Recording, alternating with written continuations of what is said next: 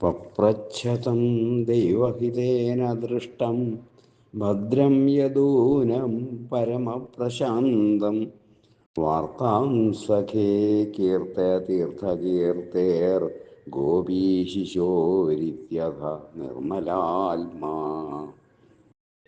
ദൈവഹിതം കൊണ്ട് കണ്ടുമുട്ടിയ പരമപ്രശാന്തനായ ഉദ്ധവരോട് ആ നിർമ്മലാത്മാവ് ശ്രീ വിതുരർ, ഹേ സഖേ, തീർത്ഥകീർത്തിയായ ഗോപീ ശിശുവിൻ്റെ വാർത്തകളെ കീർത്തിച്ചാലും എന്ന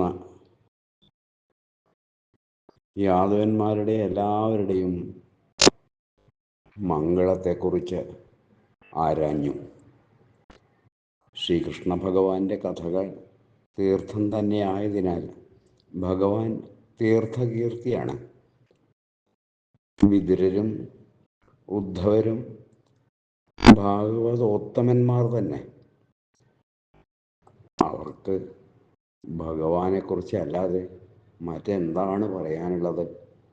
സർവത്ര ഗോവിന്ദനാമ സങ്കീർത്തനം, ഗോവിന്ദ ഗോവിന്ദ.